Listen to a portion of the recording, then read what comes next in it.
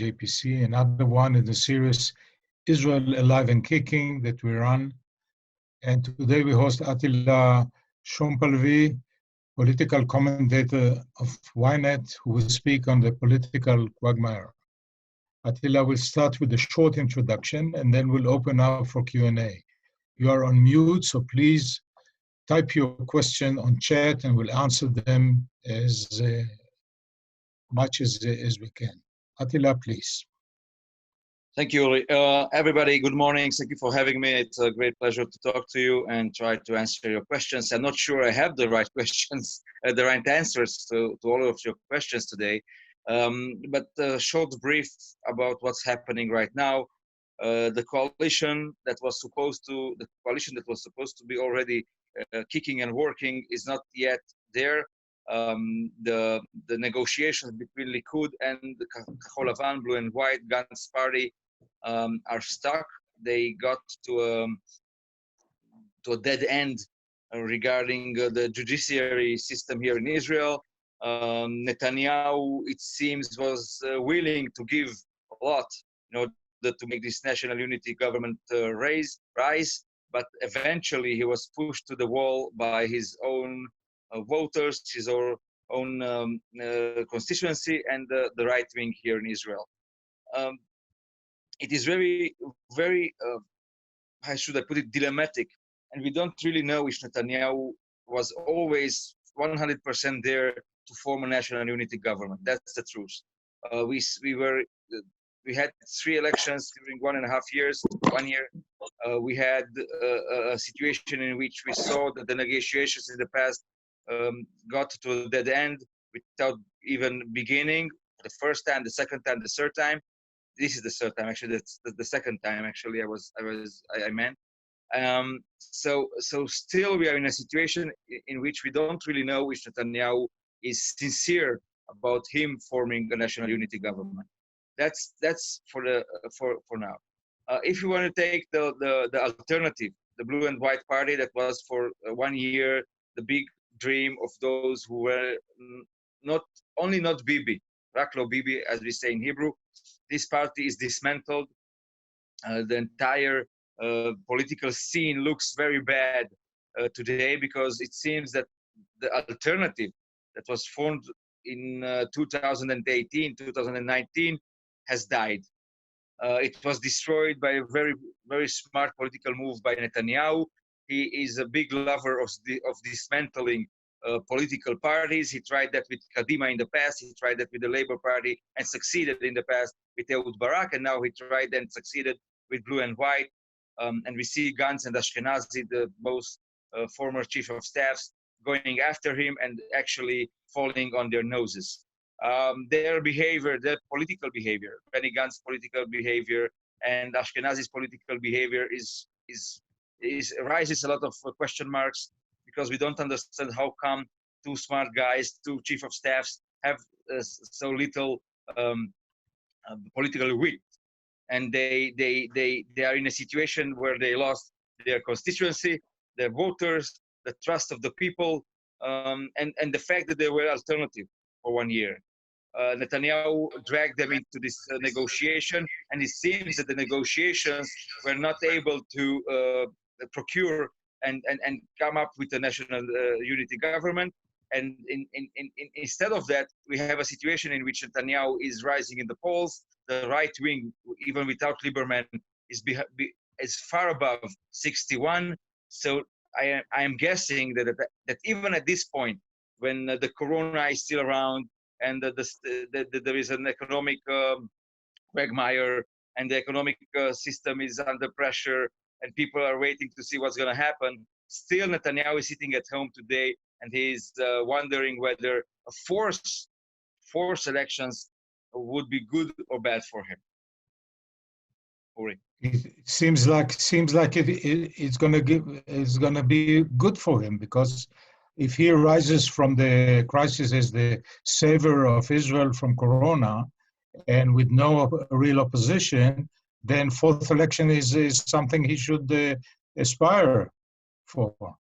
Well, theoretically you are right, but in practice it's a little bit more complex because Israel as we all know, right, is under seizure, and the economy is under pressure.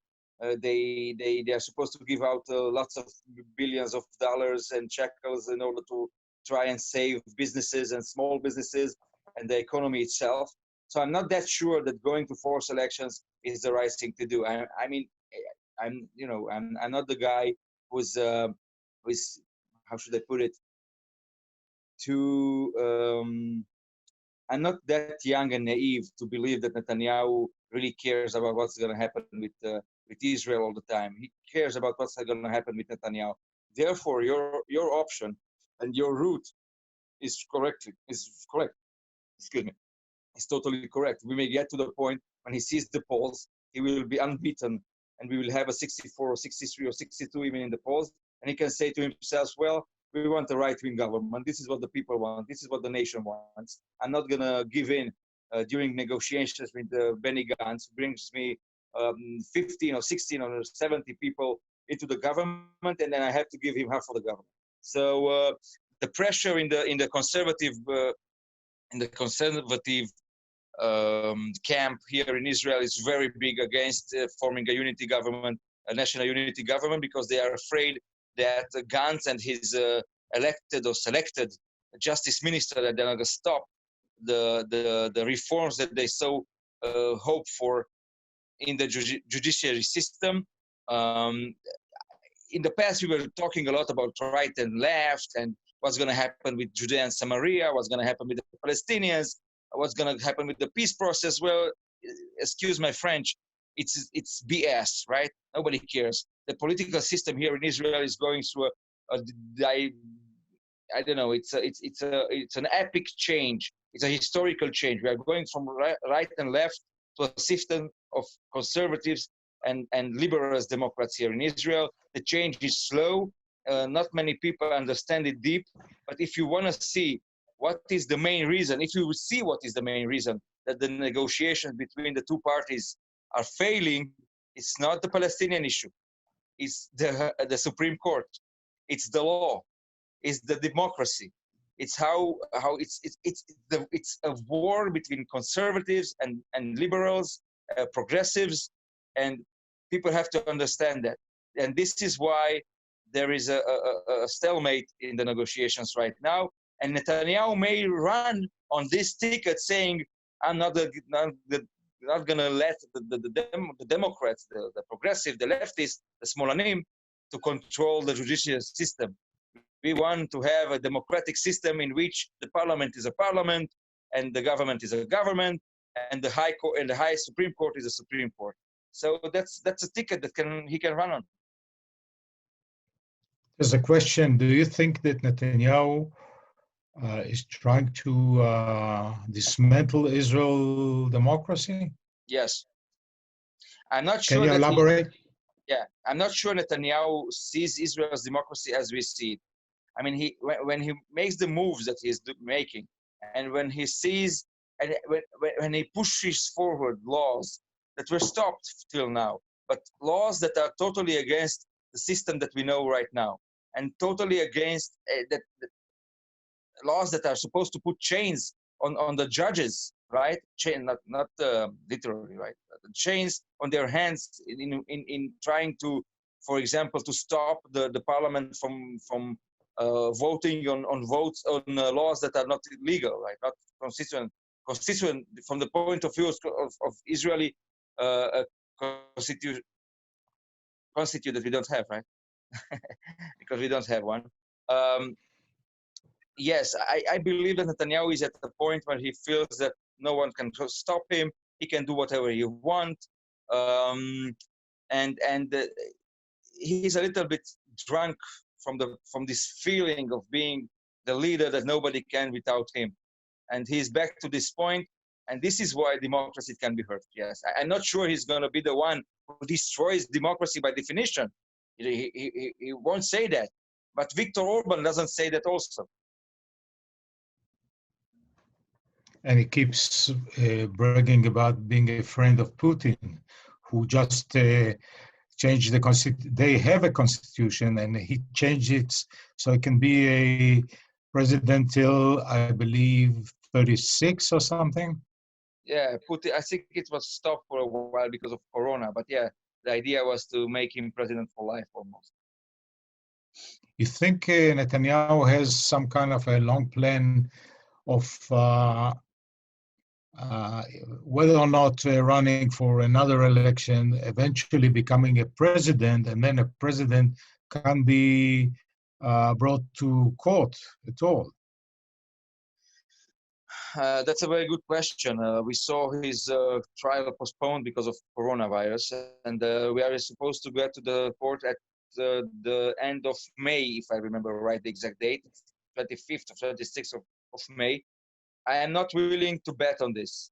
I'm not willing to bet on anything that regarding Netanyahu and the law, because we saw what's happening, we saw what's going on here in the past 3 years, and I think we should be very, very worried about how he behaves and how he's willing to give anything in order to make himself not vulnerable in front of the law.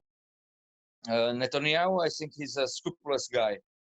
He sees his own future. He's worried about his own trial. And all you see in the political system today, and what you see, the political moves, the political steps that he's making, are all in order to make him safe. There's a question about the motives of Benny Gantz. You think he really tried to join the government to help save Israel from the coronavirus crisis, or just to join or to be part of power? The second answer is the better one. I mean, the coronavirus it made us be. It brought us to a crisis. We can't deny it, right? But I don't think Gantz is going into the government because of the corona. The corona is the chance, is the trigger, is the motive. But the real issue on the table is being in the government because Gantz really didn't have any more cards in his hands. The fact that he got 33 mandates in the Knesset doesn't mean he can do anything with them. And the political system here is Israel is built on a group of parties, one of them, the Arab party, that is not legitimate still in the public opinion. Therefore, Gantz couldn't and wouldn't be able to form a government with the Arabs without having a majority in the Knesset. And therefore, we see that Gantz is in a position when he has a lot of power. 3 times he got more than 33 mandates and seats in the Knesset, but he wasn't able to form a government. The other thing is, the interesting part is here, that Netanyahu also doesn't have a possibility to form a government of 61 right now.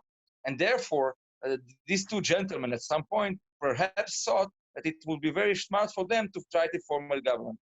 But the upper hand, Netanyahu has the upper hand here, because by doing so, Netanyahu destroyed Kahol Lavan.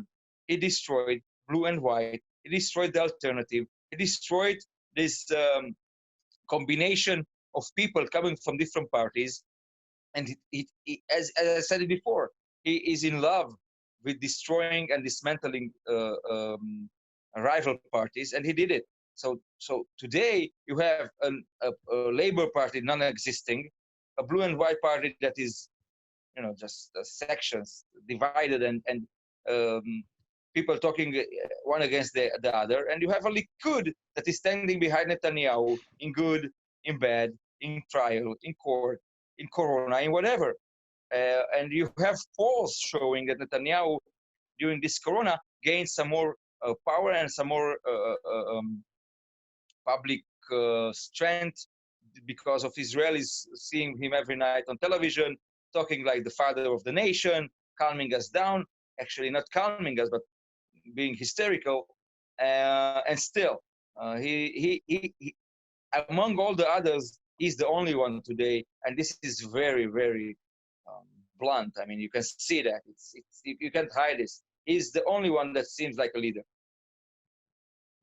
There's a follow-up question. Maybe you touched it before.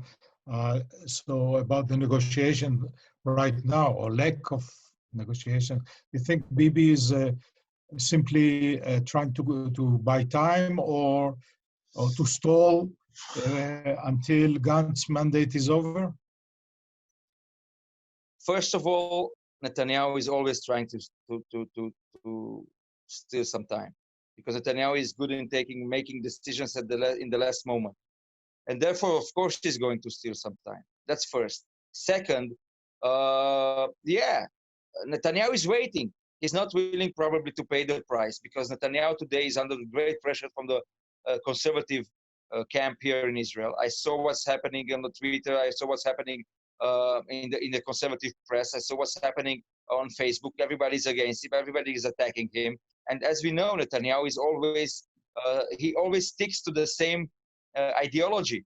Stick to your voters, stick to your base, never leave them, never make them feel neglected. Always give them what they want. So we saw that in the past with the refugees.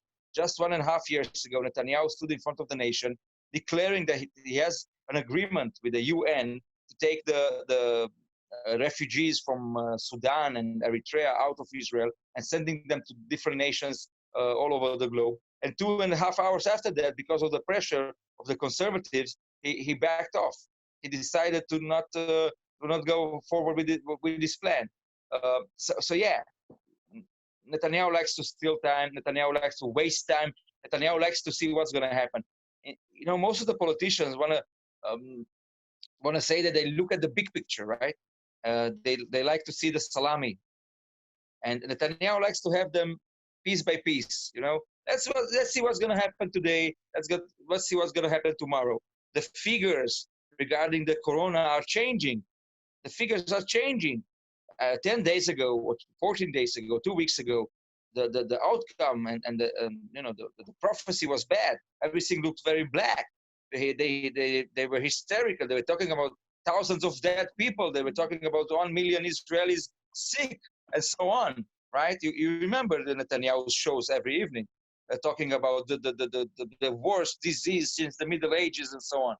Since then, in 2 weeks, the things are changing. The number of people that are sick, the number of people that are intubated, the number of people dying is very sad, but it's not dramatic. Like even if you look at on an international level, the numbers are pretty good. And if you look at the graphics, and if you look at the exponential graphics, you see that we are going down. So Netanyahu is wasting time. The time is playing in his hands, because at some point he's going to say, wait. Why do I have to give him so much? I don't have to give this guy everything. I was at the point when I wanted this, but I don't want it anymore because the situation is calmer. So this is how Netanyahu plays day by day. You think there is a chance Gantz will give up and go back to the opposition and then move the laws that threaten Netanyahu? I wrote yesterday on my Twitter, Mr. Gantz, did you call Lapid, Lieberman, and Ayman Uda yet? Because your watch is being late 1 week. I mean, he's the head of the Knesset, right? He's the chairman. He can play his cards, but I don't see that Gantz has the killer instinct needed to make the steps in order to make the Netanyahu come and sign an agreement. He can pressure Netanyahu, he can, but for that you have to work politically very wisely, and you have to call all these guys that you were your colleagues and your partners, and you left them behind. You have to say, listen, I'm sorry, I'm a rookie, I made mistakes, please help me out here. And he will, if he does that, I don't know when, by the way, because the Knesset is closed down. We are during the Passover. Gantz made one step yesterday. He sent a letter to the people working in the Knesset saying that because of the situation, the Knesset might be open for whatever. It was kind of a pressure for Netanyahu. I don't know if it worked. What do you make of the left, and especially the Labour Party, the left? Leftovers, you mean? The Labour Party is a dead man walking. It's over. That's it. The Labour Party is dead for years. The fact that it's still here among us, that's a miracle, as I see it. It's a real miracle. It's a medical miracle even. The Labour Party has to go through a change. The fast moves that you saw in the past few days, Gantz with Peretz, Amir Peretz talking and signing agreements.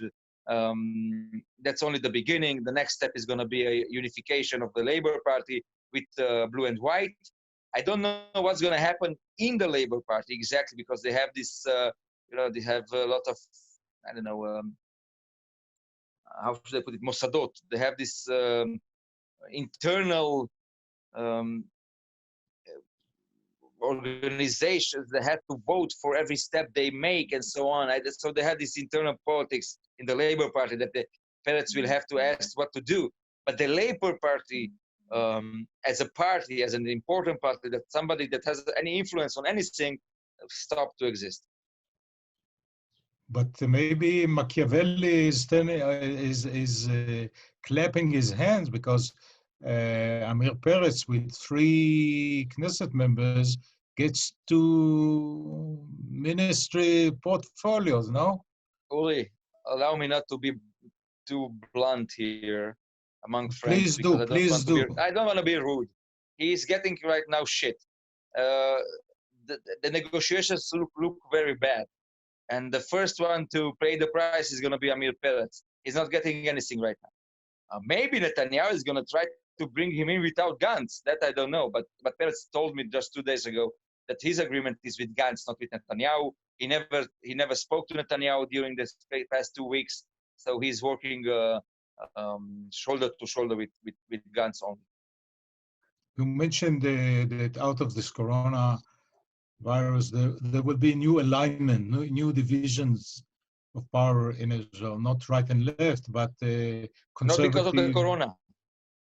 Not because of the corona, because of it's a process that we are going through in the past few years. Okay. I can take you that, but it's going to take me a lot of time. It's a process that it's worth mentioning, of course, but it's a process that we are going through. Look at how Ayelet Shaked is speaking, and is talking about politics. She's not talking about annexation of Judea and Samaria. She's talking mainly about annexation of the Supreme Court. This is what she wants. She's the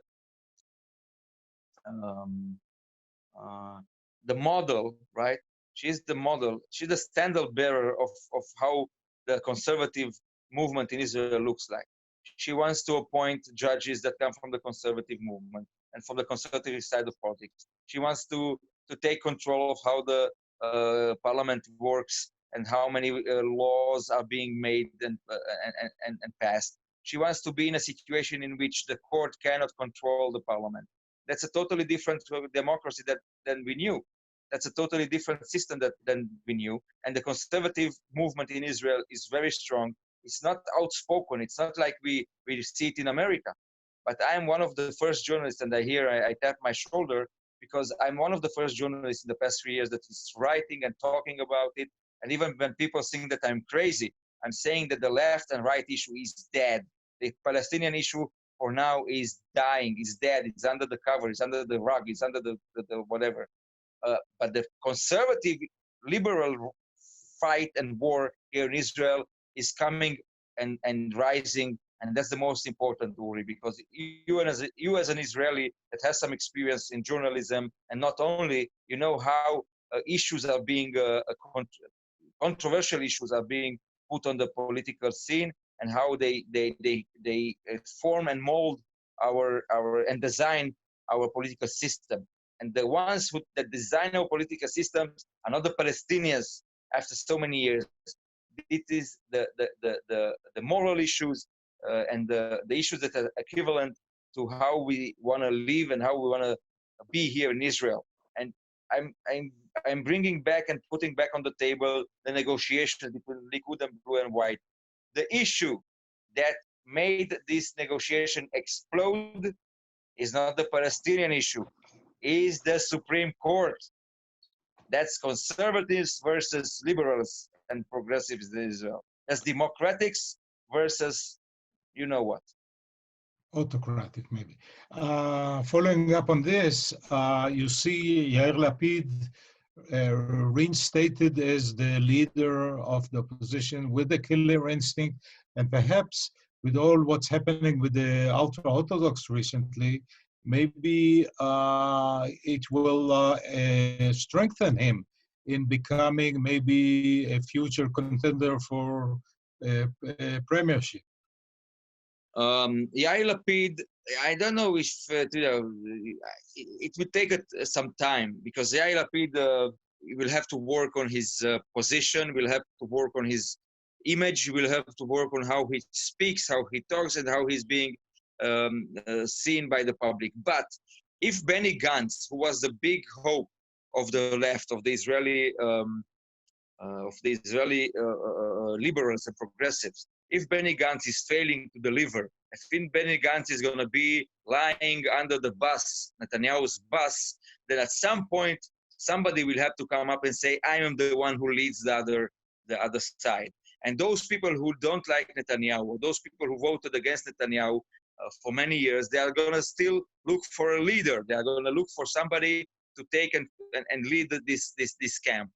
Yair Lapid is obviously, the first suspect, but it's going to take some time because the political system is in a mess, and the corona is changing everything for now. And we'll have to see what's going to happen after the corona calms down.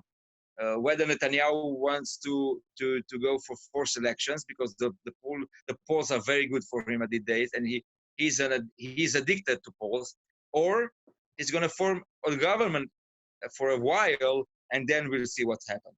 I don't know exactly what's going to happen. It's too tumultuous to say exactly, and to try to be the one who says that Yair Lapid is going to be the next one.